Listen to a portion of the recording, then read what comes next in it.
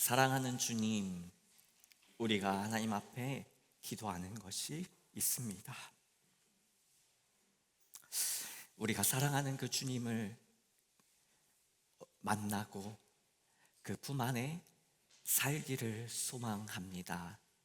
이 귀한 찬양의 가사처럼, 고백처럼 우리가 하나님을 만나기를 소망하며 소원하며 기도하게 하여 주시고, 비록 우리가 이 땅을 버타여 살지만 주님과 함께 사는 그곳이 그 어디에나 하나님 나라라는 이 찬양의 고백처럼 우리가 예수 그리스도의 빛 가운데 말씀을 기억하며 또 우리의 삶을 주님께 드리며 기도하는 삶을 살아갈 때에 주님께서 우리와 함께하여 주옵소서.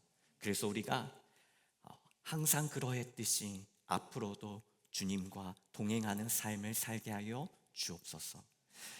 우리 성도님들을 축복합니다. 은혜를 부어주시고 주님의 임재의 능력과 주님의 임재의 역사가 이 공동체 안에 당신이 사랑하시는 하나님의 사람들 한 사람 한 사람에게 임하게 하여 주옵소서. 그렇게 일하실 하나님을 기대하며 아멘. 주님의 은혜와 평강이 여러분들의 삶과 가정 가운데 충만하시기를 주님의 이름으로 축복합니다. 우리는 한 해의 끝자락에 서면 자연스럽게 지나간 시간을 돌아보게 됩니다. 오늘 우리는 2025년 마지막 주 예배를 드리고 있는데요. 여러분은 어떠신가요? 여러분의 2025년은 어떠셨습니까? 독일 생활, 또 어학, 학교 생활과 시험, 또 이제 사업 혹은 직장 생활, 또 아이들을 양육하시는 거, 또 그 외에 각자 가지고 계셨던 목표들, 계획들 어떻게 다 잘 이루어내셨나요? 그 계획들 가운데, 그 삶 가운데 무엇이 여러분을 행복하게 했고 또 무엇이 여러분들을 살게 하는 힘의 원동력이셨습니까? 한 해를 돌아본다는 것은 단순히 내가 무엇을 잘했고 무엇을 못했는지 평가하는 데 있지 않습니다. 우리가 가진 삶의 방향들, 나의 궁극적이고 구체적인 계획과 목표를 다시 한번 점검하는 데 있는 것이죠. 그래서 지나간 시간에 대한 미련을 갖기보다 앞으로 다가오는 그 시간을 준비하는 데 있는 것입니다. 그러면 저의 2025년은 어땠을까요?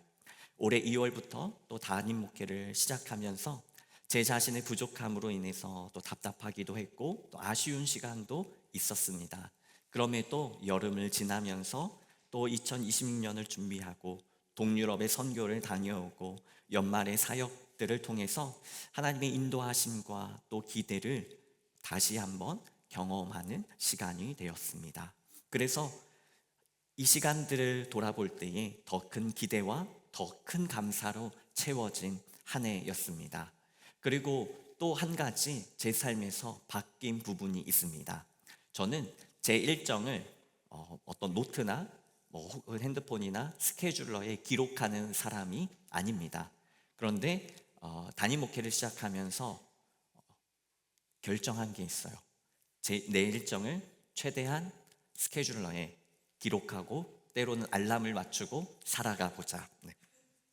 물론 결과만 놓고 보면 완벽하진 않습니다. 특별히 여기서 제2형, 계획형의 분들이 많이 계신데 그거에 비하면 한참 못 미칠 거예요. 그럼에도 불구하고 저 스스로 저를 평가하기에 저에게 한 가지 생긴 좋은 습관이 바로 미리 계획하고 메모하고 알람을 설정하는 습관입니다. 지금 저를 쳐다보는 눈빛이 그거 당연한 거 아니야? 원래 다 그렇게 사는 거 아니야? 라는 그런 눈빛이 계신데 저는 그렇지 않습니다. 왜냐하면 저는 본래 그리 계획적인 사람이 아닙니다. 생각은 많지만 미리 계획적으로 어느 시기에 이것을 하고 다음 시기에 이것을 하는 그런 부류의 사람이 아닙니다. 저는 머리로 생각해 두었다가 급하게 시간이 차서 빠르게 실행하는 P형 사람입니다. 이 저의 성향을 잘 알기에 담임 목회를 시작하면서 가장 주의를 혹은 의식했던 부분이 바로 계획적인 시간 관리였습니다. 저뿐만 아니라 함께 사역하는 분들과 동역하기 위한 삶의 방식의 변화가 필요했던 것이죠. 처음에는 익숙하지 않았고요. 번거로웠습니다. 그리고 너무 많은 메모들이 여전히 쌓여 있기도 합니다. 그런데 그 작은 행동들의 반복이 점점 저의 습관이 되어가고 있습니다. 그렇지만 이러한 습관은 제가 시간을 더 효율적으로 사용하고 또 우선순위를 정하는데 아주 도움이 되고 있습니다. 제 삶이 바뀌어 가고 있는 것이죠. 그래서 우리는 자주 이렇게 말합니다. 행동이 바뀌면 습관이 바뀌고 습관이 바뀌면 삶이 바뀐다. 단순히 제가 계획을 했다고 해서 삶이 바뀌었다고 말씀을 드리는 것이 아닙니다. 신앙에 대한 부분에서도 이러한 계획이 필요하다는 사실입니다. 그리고 이러한 행동의 변화가 신앙에도 그대로 적용된다는 사실이지요. 신학은 생각이나 감정으로 유지되지 않습니다. 우리는 종종 습관적인 신앙생활, 습관적인 예배에 대해 부정적으로 말합니다. 그렇지만 어떻게 예배를 꾸준하게 참석하는 것이 문제가 될 수 있겠습니까? 예배를 습관적으로 참석하는 것이 문제가 아닙니다. 그럼 무엇이 문제일까요? 진짜 문제는 습관적인 예배가 아니라 습관적으로 하나님 앞에 집중하지 못하고 하나님을 찾지 않는 것에 문제가 있는 것입니다. 왜냐하면 예배 자리에 나왔다고 해서 다 하나님을 만나는 것이 아니고 이 자리에 있다고 해서 하나님의 은혜를 다 충만하게 채워서 돌아가는 게 아니기 때문에 그렇습니다.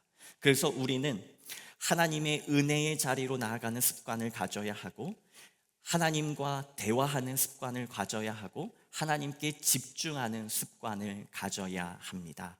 그렇게 예배의 중심과 하나님과의 관계를 회복할 때 우리는 비로소 예배가 삶이 되고 하나님과의 관계가 실제가 되는 은혜를 누리게 되는 것입니다.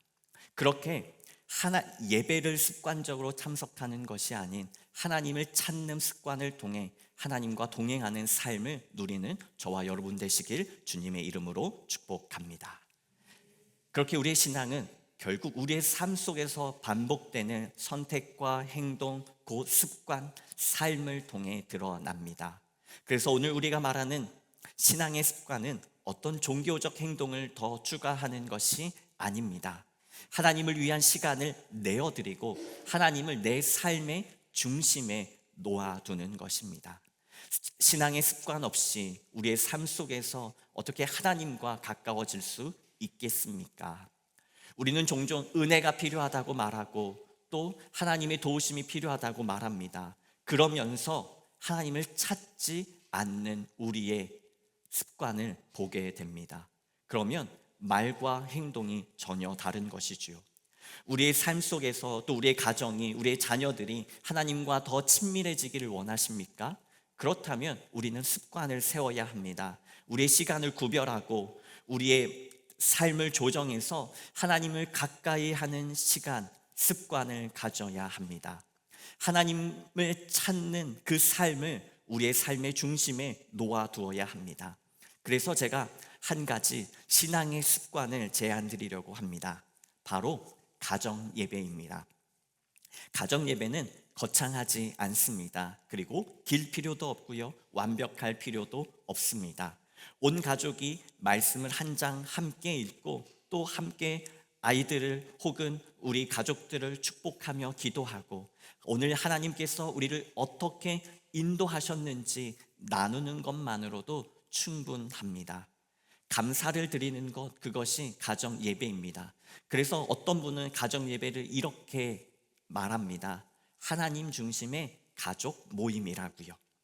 왜냐하면 가정 예배는 형식을 가지고 있지 않고 오히려 형식이 파괴되는 모임이니까요. 그저 하나님을 고백하는데 그 중심이 있습니다.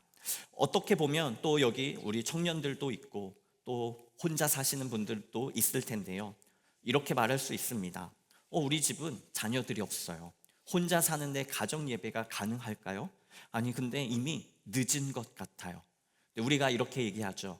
가장 늦었다고 생각할 때가 가장 빠른 때다. 왜냐하면 중요하다면 늦지 않았다는 것입니다. 그리고 혼자서도 예배가 가능합니다.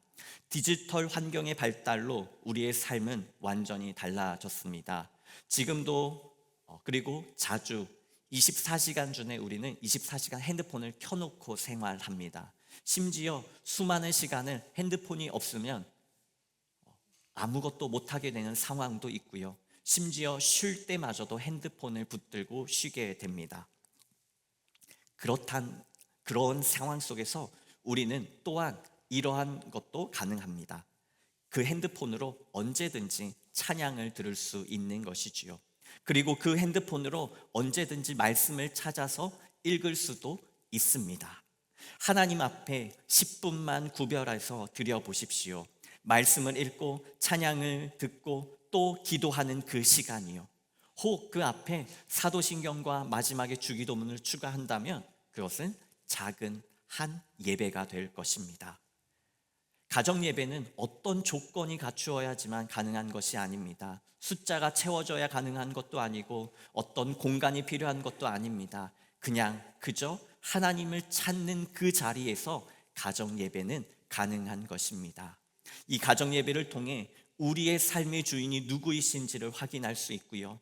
그리고 우리의 삶을 지키시고 인도해 가시는 목자이신 하나님을 배워갈 수 있습니다. 그래서 이 가정 예배는 시간의 습관을 세워가는 시간이고 신앙의 삶을 형성하는 아주 중요한 시간이 되는 것입니다. 오늘 본문에 나온 디모데를 보십시오. 오늘 본문에 디모데의 할머니 로이스와 어머니 유니게처럼 그 신앙이 완벽해서 사도 바울이 디모데를 칭찬하는 것이 아닙니다. 사도 바울은 말씀을 붙들고 하나님을 신뢰하며 살아가는 이 디모데의 삶을, 그리고 디모데의 가정이 가진 신앙의 유산을 바라보고 있는 것입니다. 신약 성경을 잘 읽어보면요, 사도 바울은 그 누구보다 엄격한 신앙의 기준을 가지고 있었습니다. 누군가를 추천하거나 자신의 동역자로 삼거나 혹은 누군가를 교회 공동체를 향하여 사람을 보낼 때도 아주 철저하고 엄격한 기준에 의해서 사람을 선택했고 그 사람을 보냈습니다. 그 선택에 부합한 사람이 바로 오늘 본문에 등장한 디모데입니다. 그런데 사도 바울은 디모데가 완벽하다고 말하지 않습니다. 디모데가 어떤 능력을 행할 수 있다고 말하지 않습니다. 그저 할머니 로이스와 어머니 유니게로부터 물려받은 신앙에 대해서 말하고 있는 것입니다. 디모데가 무엇을 배웠을까요? 할머니와 어머니가 기도하는 모습을 통해 어려울 때는, 힘들 때는 하나님 앞에 기도하며 나아가는 거구나를 배웠겠지요. 또 삶의 중요한 결정을 앞두고 말씀 앞에서 겸손해지는 모습을 통해 하나님이 삶의 주인이시구나, 그리고 말씀이 삶의 기준이구나를 배웠겠지요. 지금 사도 바울이 디모데를 선택하고 디모데를 칭찬하는 것은 바로 이러한 어떤 상황에서든지 하나님을 찾고 하나님을 의지하며 신뢰하는 믿음의 삶이 바로 디모데를 선택한 기준이었던 것입니다. 가정 안에서 말씀을 나누는 것을 잘 나타내는 본문이 있습니다. 신명기 6장의 말씀이지요. 신명기 6장은 가정신앙의 본질을 가장 명확하게 보여주는 말씀입니다. 우리가 이 본문을 쉐마의 본문이라고 이야기하기도 합니다. 제가 6장 1절과 2절 말씀을 한번 읽어보도록 하겠습니다. 이는 곧 너희의 하나님 여호와께서 너희에게 가르치라고 명하신 명령과 규례와 법도라. 너희가 건너가서 차지할 땅에서 행할 것이니 곧 너와 네 아들과 네 손자들의 평생에 내 하나님 여호와를 경외하며 네 나를 장구하게 하기 위한 것이라. 하나님께서 모세를 통해 이스라엘 백성들에게 이 말씀을 주신 이유는 분명합니다. 바로 하나님을 믿는 신앙, 하나님과의 관계는 한 사람에게서 끝나는 것이 아니라 이 신앙이 점점 전해지고 또 신앙의 유산으로 흘러내려와서 자녀들에게 혹은 가족에게 그리고 한 민족에게 주어진 신앙이라는 사실이지요. 그래서 혹시 PPT가 준비되어 있다면 함께 읽어보도록 하겠습니다. 신명기 6장 6절부터 9절 말씀인데요. 오늘 내가 내게 명하는 이 말씀을 너는 마음에 새기고 내 자녀에게 부지런히 가르치며 집에 앉았을 때에든지 길을 갈 때에든지 누워 있을 때에든지 일어날 때에든지 이 말씀을 강론할 것이며 내 손목에 매어 기호를 삼으며 내 미간에 붙여 표로 삼고 내 집 문설주와 바깥문에 기록할지니라. 아멘.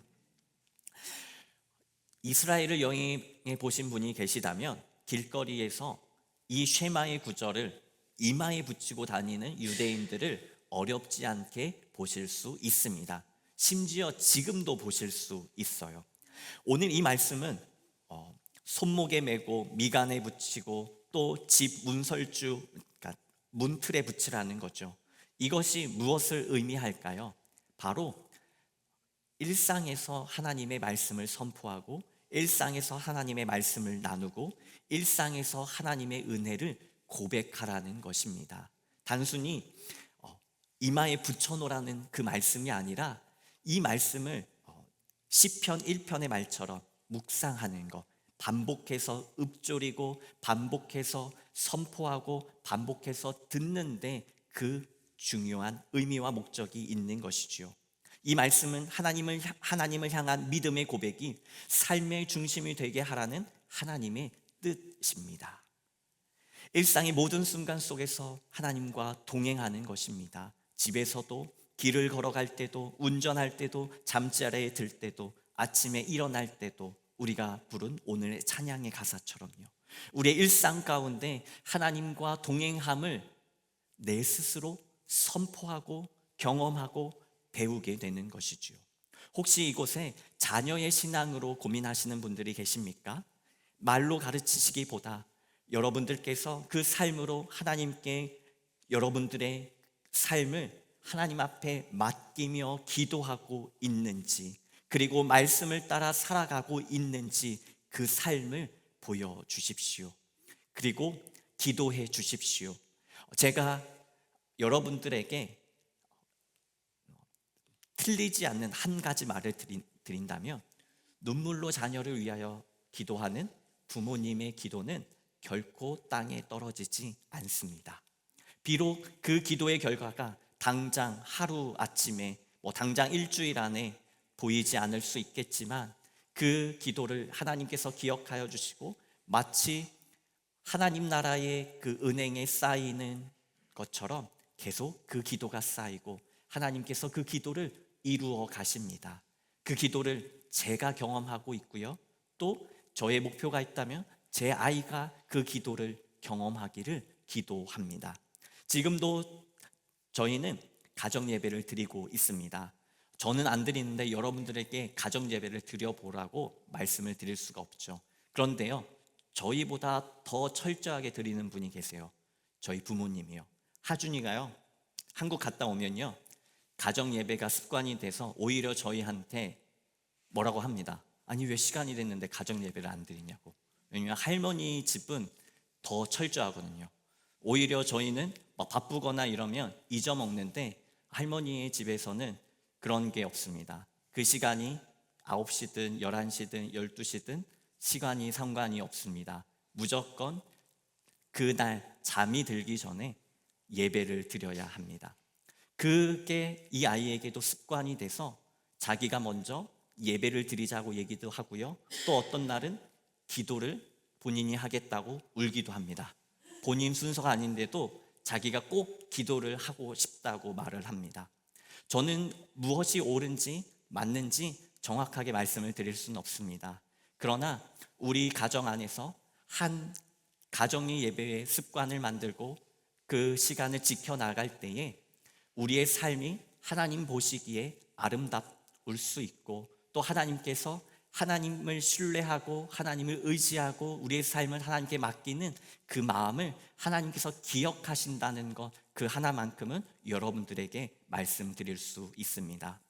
물론 가정 예배를 드린다고 해서 저희 집이 부자가 됐거나 더 잘 살게 됐거나 그런 것은 결코 아닙니다. 그렇지만 적어도 하나님께서 그 삶을 지키시고 인도하신 것, 또 하나님께 붙들린 삶을 살아간다는 것이 무엇인지는 정확하게 배웠고 여러분들에게 말씀드릴 수 있는 것입니다. 그 신앙의 습관이 아주 오래전부터 가정 예배를 드리고 가정에서 말씀을 배워왔던 디모데에게 있었고요. 그리고 그 신앙의 유산을 가지고 왔던 지금도 가정 예배를 들으시는 수많은 믿음의 가정에 있다는 사실입니다. 그래서 바울은 디모데후서 1장에서 이렇게 말합니다. 나는 밤낮으로 기도를 할 때에 끊임없이 디모데 그대를 생각하면서 하나님께 감사를 드립니다. 나는 조상들을, 그러니까 유대인의 그 신앙을 본받아 깨끗한 양심으로 하나님을 섬깁니다. 나는 그대의 눈물을 기억하고 그대 포기를 원합니다. 디모데가 왜 눈물을 흘리며 기도했을까요? 그것은 자연스럽게 엄마와 할머니의 눈물의 기도를 배웠던 것입니다. 그리고 그 공동체 안에서 눈물의 기도를 배웠던 것이지요. 그리고 그 속에 거짓 없는 믿음을 바울은 확신합니다. 왜냐하면 그 신앙의 유산이 디모데에게 동일하게 전해져 있기 때문입니다.